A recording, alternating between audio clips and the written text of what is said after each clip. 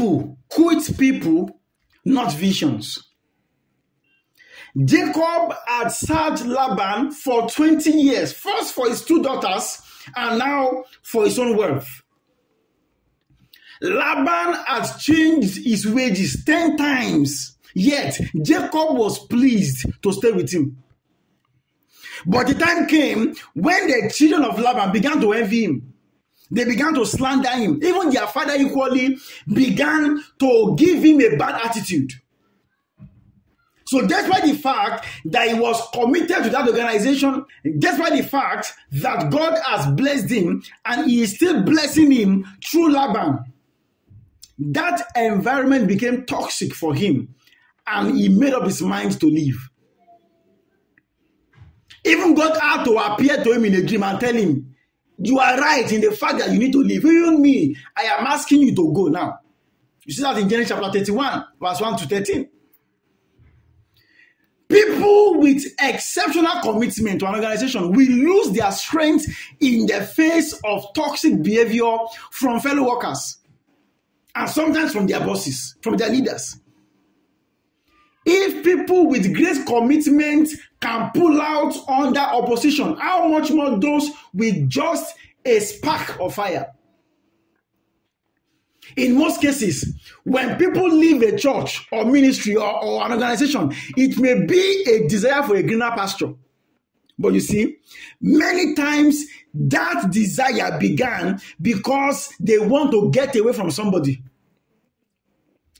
Sometimes people can remain on a table even if respect is no longer served, but food is served.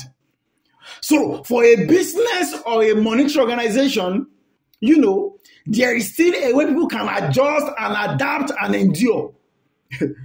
But in a volunteer organization, people only follow you because they want to.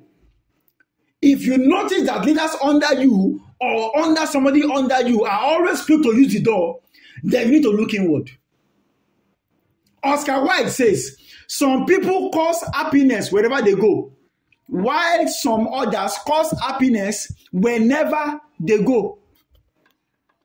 John C. Maxwell accounts that some sources estimate that as many as 65% of people leaving companies do so because of their managers.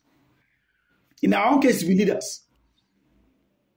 Sometimes co-workers can cause the problem that prompts somebody to leave. But in most cases, it is their employer or their boss or their leader or their direct supervisors that make them leave. When you continue to make people feel less of themselves, they will get away from you. If instead of recognizing their strength and appreciating the value they bring to the table, you are always criticizing them, you are always devaluing them, they can't work with you for long. When you don't show integrity, you don't live by example, you are insensitive to their weaknesses, you yourself, you are proud and incompetent. Always insulting them, speaking derogatively, speaking despicably to them, they will use the door very quickly. John C. Maxwell also said that one of the worst things that can happen to an organization is to lose their best people. When such happens, you blame it on the leaders. Do not be the reason why strong hands lay down their swords.